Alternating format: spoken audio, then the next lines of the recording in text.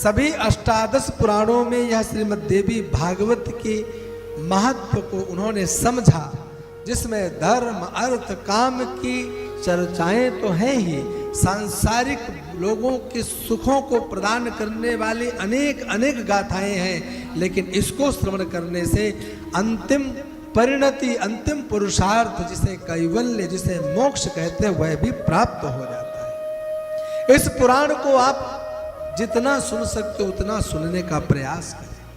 हाँ, आप इसे अगर पूरा 9 दिन श्रवण कर सकते हो तो पूरा सुने।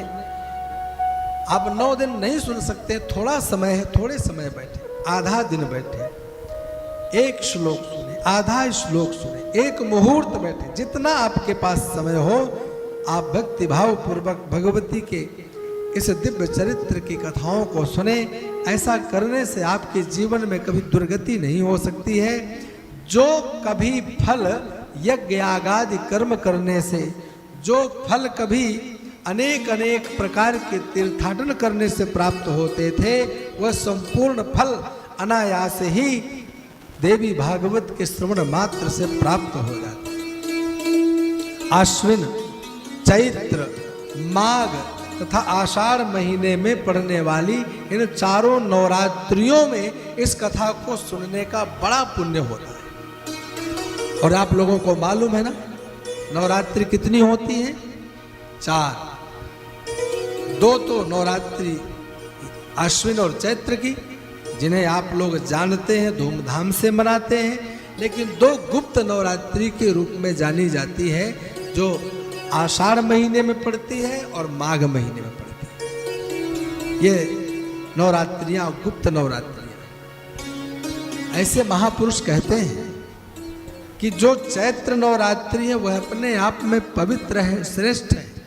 आश्विन नवरात्रि भी अपने आप में बहुत पवित्र है, अनेक अनेक प्रकार से इनकी महिमा गाई गई है। लेकिन जो गुप्त नवरात्रियां होती हैं वह इनसे भी ज्यादा पुण्यों को प्रदान करने वाली होती है, क्योंकि उसके पहले एक शब्द लगा है गुप्त। और जितना भगवान की तपश्चर्या, आराधना, अनुष्ठान, अनेक प्रकार की सिद्धियों को प्राप्त करने के जो कार्य किए जाते हैं, जितना उन्हें गुप्त रखा जाता है, उतना ही हम लोगों के हृदय में सामर्थ्य प्राप्त होती है, भगवती की कृपा प्राप्त होती है। हम अनेक सिद्धियों को धारण कर लेते हैं क्योंकि हम उन्हें गुप्त रखते हैं। इसलिए मंत्रों को अधिक से अधिक गुप्त रखने का कार्य करना चाहिए। तो इस प्रकार से इस श्रीमद् देवी भागवत महापुराण के बारे में श्री सूत जी महाराज ने बताया। और फिर सूत जी महाराज कहते हैं कि हे ऋषियों, यह जो पुराण है इसे केवल इतना ही मत समझ लेना कि देवी की कथा आई, सुरथ वैश्य की कथा आई, मेधा तिथि की कथा आई और आपने सुन लिया और सुन करके चले गए। नहीं, इस कथा को श्रवण करने से पूर्व आपके हृदय में जो भाव है ना, उस भाव को भी यह श्रीमद् देवी भागवत पूर्ण कर देता है। आप विचार तो करिए, आप संकल्प तो लीजिए। आपके हृदय में जो संकल्प लेकर आपने इस अनुष्ठान को करवाया है, वह अनुष्ठान आपका परिपूर्ण होगा, इसमें कोई संशय नहीं है। यहां तक अपुत्रो लभते पुत्रम दरिद्रो धनवान भवेत, रोगी रोगात् प्रमुच्येत श्रुत्वा भागवतामृतम। हाँ, जिसके पुत्र नहीं होगा उसे पुत्र की प्राप्ति हो जाएगी, जो दरिद्र होगा वह धनवान हो जाएगा, जिसके घर में अनेक प्रकार के रोगों ने डेरा जमा रखा है, संपूर्ण रोग भाग जाएंगे। इसको सुनने का हृदय में संकल्प तो जागृत करिए, अपने हृदय में भगवती के प्रति आस्था तो प्रकट करिए। इस पवित्र पुराण को सुनने से बंध्या स्त्री पुत्रवान हो जाती है, घर तीर्थ रूप हो जाता है, पापों का हमेशा के लिए नाश हो जाता है। जो प्राणी अष्टमी, नवमी अथवा चतुर्दशी इन तिथियों में इस पुराण को श्रद्धा पूर्वक पूजन ही कर लेता है, प्रणाम कर लेता है, श्रद्धा पूर्वक पढ़ लेता है, उसको भी सिद्धियां प्राप्त हो जाती हैं। सौनकादि ऋषि कहते हैं, महाराज इस विषय में कोई हमें दृष्टांत सुनाए, इस विषय में कोई कथानक है, कोई उदाहरण है? तब आज सूत जी महाराज कहते हैं, बड़ा सुंदर, मैं आप लोगों को एक इतिहास सुनाऊंगा। साधारण मानव इसकी शरण में जाएंगे कि नहीं जाएंगे, इस विषय पर मैं कुछ कहूंगा तो आप लोगों को लगेगा कि मैं अपने आप में ही बड़ाई करता जा रहा हूं, परंतु मैं बताऊं, स्वयं जगत नियंता जगदीश्वर अखिल कोटि ब्रह्मांडों का नायक भी भगवती के शरण में गए बिना रह नहीं सकते हैं। उन्हें भी भगवती की शरण ग्रहण करनी पड़ती है, उन्हें भी इस शक्ति की आराधना करनी पड़ती है, वही शक्ति उनकी रक्षा करती है। और इस विषय में महाराज सत्राजित का भगवान श्री कृष्ण का एक परम सुंदर एक उदाहरण प्रस्तुत करते हैं। जो स्यमंतक मणि की चोरी करने का भगवान को मिथ्या कलंक लगा था, वह इतिहास यहाँ पर हमारे सूत जी महाराज सुनाते हैं। वो आप लोगों ने गाथा श्रीमद् भागवत महापुराण में विस्तार से सुनी। एक सत्राजित नामक राजा, जो द्वारिका में भगवान की सेना के एक टुकड़ी का सेनापति था, उसका बड़ा लंबा चौड़ा परिवार था। उसका एक भाई था प्रसेन। सत्राजित भगवान सूर्य का परम भक्त था, सूर्य का उपासक था, भगवान सूर्य की आराधना करता था। एक दिन भगवान सूर्य इसकी आराधना से संतुष्ट हुए। उन्होंने कहा, वरदान मांगो। इसने धन की कामना की। भगवान सूर्य ने एक स्यमंतक नाम की मणि प्रदान कर दी। राजा, ले जाओ और इससे नित्य 8 भार सोना प्राप्त करोगे। 8 भार सोने का मतलब लगभग 20 किलो सोना रोज प्राप्त करो। भार किसे बोलते हैं? भार भी हमारे यहाँ एक तौलने का, एक वजन का एक परिमापक यंत्र था। जैसे 1 किलो 2 किलो कहते हैं, पहले 1.25 सेर, शेर 2 शेर बोलते थे, पसेरी बोलते थे कहीं। अब आजकल वो 5 किलो में आ गई, लेकिन किलो में शेर में भी बड़ा फर्क होता था। तो 4 धान का मतलब होता है 1 गुंजा, और 1 गुंजा का मतलब होता है 1 पण, 8 पण का मतलब 1 धरण, और 8 धरण का मतलब 1 कर्ण, 4 कर्ण का मतलब 1 पल, और 100 पलों का 1 तुला, और 20 तुला का 1 भार होता था। और यहाँ 8 भार की बात हो रही है। लगभग 20 किलो सोना प्रतिदिन उस मणि से वह राजा सत्राजित प्राप्त करता था। 20 किलो सोना। एक दिन उस मणि को गले में धारण करके भगवान की उस द्वारिका में सुधर्मा सभा में एक दिन यह सत्राजित उपस्थित हुआ।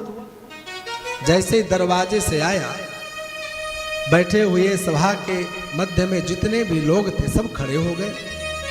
भगवान कृष्ण का क्यों खड़े हो गए? बोले, महाराज लगता है साक्षात सूर्य भगवान आ रहे। अरे बोले, सूर्य नहीं है, ये सूर्य का भक्त हमारे राज्य का ही वह सत्राजित है।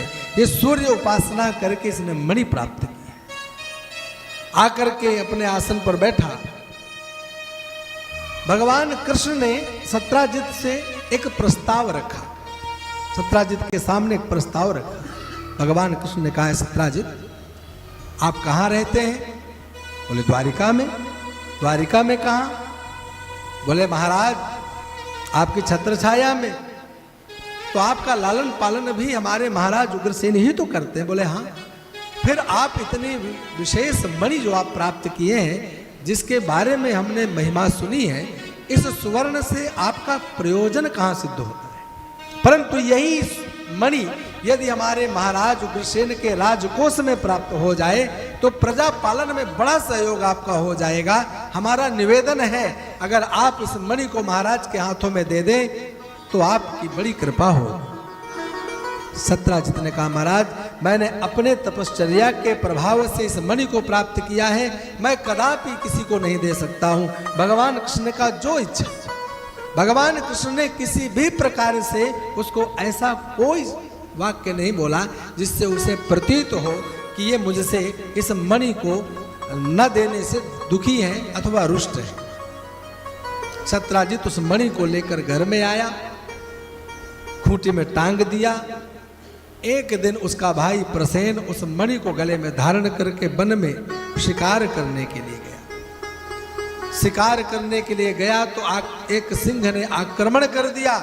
सिंह ने प्रसेन के उस घोड़े को मारा, प्रसेन को मारा और उस मणि को मुख में दबाकर एक गुफा में प्रवेश कर गया। इस दृश्य को वहीं पर वन में रहने वाले एक गिरि कंदरा की गुफा में रहने वाले हमारे जामवंत जी महाराज देख रहे। जामवंत जी महाराज ने देखा कि अरे अभी अभी किसी को मार करके सिंह कुछ मुंह में दबा कर गया है। दौड़ कर गए, सिंह से युद्ध किया, सिंह को मारा और उस मणि को लाए अपने गुफा में। और उनकी एक पुत्री थी जाम्बवती, जाम्बवती को जाकर के उस मणि को दे दिया, जिससे खिलौना समझ करके जाम्बवती खेलने लगी। उस मणि को प्राप्त करके उसका मूल्य वह जाम्बवती क्या जाने। इधर थोड़े दिन व्यतीत हुए, एक दिन, 2 दिन, 3 दिन निकले। जब प्रसेन कहीं दिखाई नहीं दिया, कोई खबर नहीं आई, तब उस समय सत्राजित को बड़ा दुख हुआ। भाई कहाँ चला गया, किधर चला गया।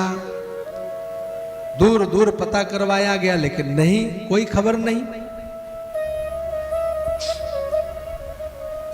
तो रात्रि में सोते हुए सत्राजित ने अपने पत्नी के कान में कहा कि लगता है ये सब खेल कृष्ण का है, ये सब द्वारिकाधीश का ही खेल है, रचा हुआ खेल है। कैसे? बोले मेरे से इन्होंने मणि मांगी थी, मैंने इन्हें मणि नहीं दिया, सभा के बीच में मना कर दिया, तो इन्होंने लगता है मेरे भाई को मरवा दिया, मणि की चोरी कर ली। परंतु देवी इसका कोई प्रमाण नहीं है, किसी को कहे मत देना। तो ये बात सत्य है और ये शास्त्रों में लिखी हुई बात है कि माताओं के सामने पहले तो कोई गूढ़ रहस्य प्रकट मत करो, और अगर प्रकट कर दियो तो ये कभी मत कहो कि इसको किसी से कह मत देना, क्योंकि अब पक्का किसी ना किसी को कही जाएगी। प्रातःकाल हुई, सत्राजित की पत्नी ने अपनी सहेली से, सहेली ने अपनी सहेली से करने करने जपन जनाहा, काना कानो कान, कानो कान, ये बात पूरे द्वारिका में फैल गई। सब लोगों के मुंह में एक ही बात होने लगी, लगता है कि श्री कृष्ण ने, द्वारिकाधीश ने सत्राजित के भाई प्रसेन को मरवा दिया, मणि की चोरी कर ली। तो दूसरा सुनता और कहता कि इसमें कौन सी बड़ी बात है, बचपन में ये दूध दही घी मक्खन की चोरी करते थे, कपड़े चुराते थे, अब आज हीरे मणि माणिक के जवाहरात चुराते हैं, तो इसमें कौन सी बड़ी बात है, वो तो चोर पहले ही 1 नंबर के चोर। जैसे ही भगवान श्री कृष्ण के कानों में यह बात गई, भगवान कृष्ण को इस बात से बड़ा कष्ट हुआ, बड़ा हृदय में दुख हुआ कि अरे जो कार्य मैंने कभी किया ही नहीं है उसका कलंक मुझ पर लगा है, मेरे ऊपर लगा है, क्या करना चाहिए। भगवान कृष्ण अपने साथ कुछ सेना को तैयार किए और बोले चल करके मैं अपने आप का परिमार्जन करूं, मैंने चोरी नहीं की, यह कलंक भी झूठा है।